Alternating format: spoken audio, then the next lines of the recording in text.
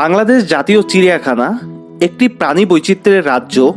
এখানে রয়েছে হাতি, বাঘ, সিংহ, জিরাফ, ভাল্লুক, জেব্রা সহ অসংখ্য প্রাণী, যারা প্রতিদিন দর্শনার্থীদের মুগ্ধ করে। বনের রাজা সিংহ থেকে শুরু করে দুষ্ট বানর, এখানে আছে নানা ধরনের প্রাণী, প্রতিটি আলাদা স্বভাবের, আলাদা বৈচিত্র্যের।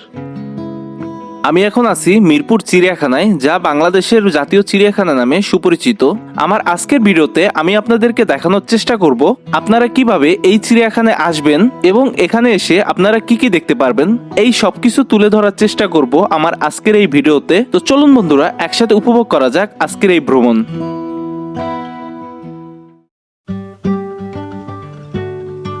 ঢাকা বা দেশের যে কোনো প্রান্ত থেকে মিরপুর চিড়িয়াখানায় আসতে হলে প্রথমেই চলে আসতে হবে মিরপুর 10 নম্বরে। এখান থেকে অটোরিকশা বা লেগুনায় মিরপুর চিড়িয়াখানায় পৌঁছানো যায়।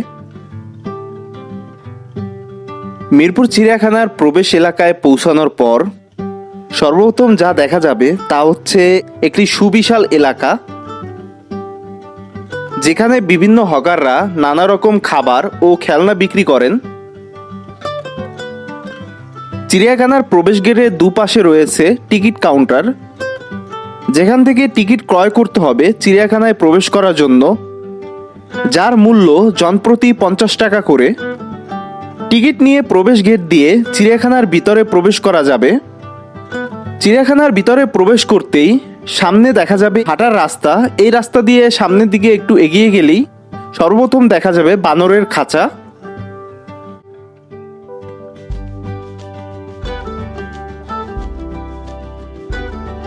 আমি এখন আছি বানরের খাঁচার সামনে, আর এই স্থানে বেশ কিছু বানর রয়েছে, যারা কখনো লাফাচ্ছে, আবার কখনো দৌড়াচ্ছে, আবার কখনো একে অপরের লেজ ধরে টানটানি করছে। এই বানরের খাঁচায় বেশ কয়েকটি বানর রয়েছে, যারা লাফালাফি করছে, একে অপরকে ধাক্কা দিচ্ছে, আর মাঝে মধ্যে দর্শকদের দেখে অদ্ভুত সব কাণ্ড করছে। দর্শনার্থীরা মজা পাচ্ছে তাদের কীর্তিকলাপ দেখে। বানর সাধারণত ফলমূল, শাকসবজি বা ছোট পোকামাকড় খেতে পছন্দ করে। এদের বুদ্ধিমত্তা অন্যান্য প্রাণীদের তুলনায় বেশি।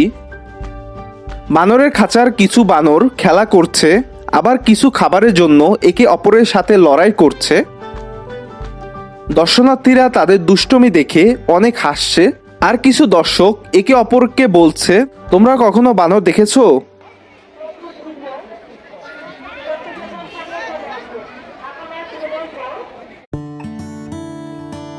এবার আমি এলাম পেলিকান পাখির খাঁচার সামনে। এই পাখিগুলোর ঠোঁট বেশ লম্বা এবং এরা সাধারণত মাছ খেয়ে বেঁচে থাকে। এদের পানিতে শিকার ধরার কৌশল অত্যন্ত আকর্ষণীয়। পেলিকান পাখির খাঁচায় দেখতে পাই যে তারা ঠোঁট দিয়ে পানি খাচ্ছে। এই খাঁচাতে পেলিকান পাখি ছাড়াও অন্যান্য পাখি আছে, যেগুলো দেখতে বেশ সুন্দর ও আকর্ষণীয়।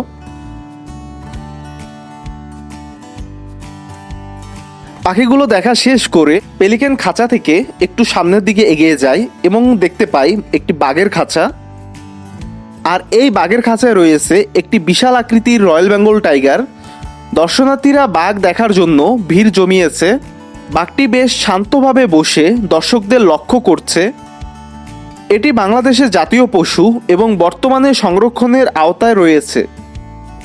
বাঘ দেখা শেষ করে এবার আমি যাই সিংহের খাঁচার দিকে। সিংহর খাঁচার সামনে দাঁড়িয়ে দেখতে পেলাম এক বিশাল আকৃতির সিংহ, যা শুয়ে আছে সিংহের খাঁচার ভিতরে। সিংহটি প্রথমে একটু ঘুমিয়েছিল, পরে দর্শকদের আওয়াজে হঠাৎ করে উঠে দাঁড়ায় এবং গর্জন করে। দর্শনার্থীরা মুগ্ধ হয়ে এই দৃশ্য দেখছে। সিংহ সাধারণত দিনে বিশ্রাম নেয় এবং রাতে শিকার করে, কিন্তু এখানে দেখতে পেলাম সিংহটি দিনের বেলাতেও গর্জন করছে। দর্শকরা খুবই উত্তেজিত, বিশেষ করে শিশুরা, যা সিংহের বিশাল আকার এবং শক্তিশালী গর্জন শুনে খুব মুগ্ধ। এই স্থানে রয়েছে আফ্রিকান সিংহ, যেই সিংহটি খাওয়া দাওয়া শেষ করে বিশ্রাম করতেছিল, কিন্তু আমাদের দেখে যেটি জেগে উঠেছিল। আর সিংহটি দেখতে কিন্তু বেশ বিশাল আকৃতির আর বেশ সুন্দর। সিংহ দেখা শেষ করে এবার আমি যাই ভাল্লুকের খাঁচার দিকে। ভাল্লুকের খাঁচার সামনে প্রচুর দর্শনার্থীরা রয়েছে। ভাল্লুকগুলো বেশ চতুর, কখনো হাঁটছে, কখনো মাটিতে গড়াগড়ি খাচ্ছে। ভাল্লুক সাধারণত মধু, ফলমূল ও ছোট প্রাণী খেয়ে বেঁচে থাকে। ভাল্লুকদের আচরণ অনেক মজার।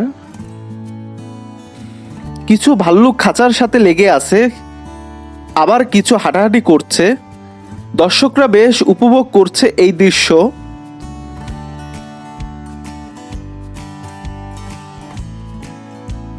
আমি এখন আছি ভাল্লুকের খাঁচার সামনে, আর এই খাঁচাতে দুইটি ভাল্লুক রয়েছে, যে ভাল্লুকগুলো ঘুরে বেড়াচ্ছে আর বেশ দুষ্টমি করতেছে, যা দেখতে এখানে বেশ দর্শনার্থীরা ভিড় জমিয়েছে।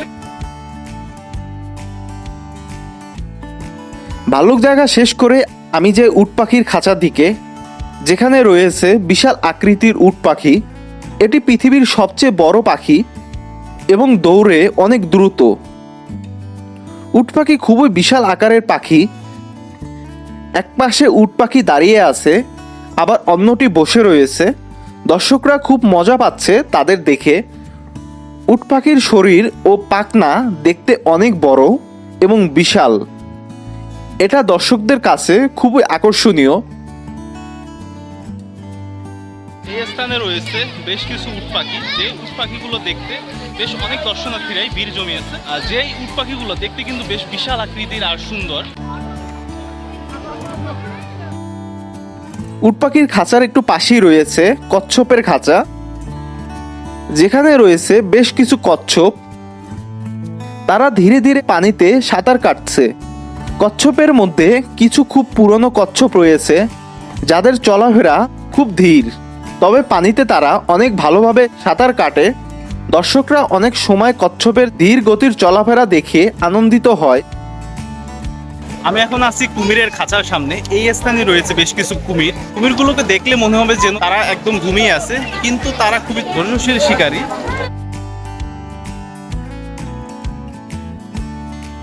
এটি বিশাল এক কুমির, একদম স্থির হয়ে আছে, দেখে মনে হচ্ছে ঘুমিয়ে পড়েছে, কিন্তু এটি খুবই বিপজ্জনক শিকারী। কুমিরের চোখ পুরো সময় খোলা থাকে এবং এক মুহূর্তে শিকার ধরতে পারে। দর্শকরা এই শান্ত কুমিরটিকে দেখে খুব মজা পাচ্ছে। কুমির দেখা শেষ করে আমি একটু হাঁটতে থাকি। কিছুটা হাঁটার পর দেখতে পাই বেশ কিছু জিরাফ। আমি এখন আছি জিরাফের খাঁচার সামনে।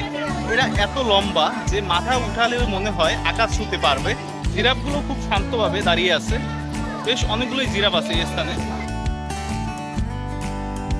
এখানে রয়েছে জিরাফ, পৃথিবীর সবচেয়ে লম্বা প্রাণী। এরা সাধারণত গাছের উঁচু ডাল থেকে পাতা খায়। জিরাফের গাছের পাতা খাওয়া দেখতে অনেক মজার। তাদের লম্বা গলা গাছের দিকে পৌঁছাতে সাহায্য করে এবং তার পা খুবই শক্তিশালী, যা তাকে সহজেই চলাফেরা করতে সাহায্য করে। দর্শকরা জিরাফগুলোর সুন্দর আচরণ দেখে অভিভূত হয়।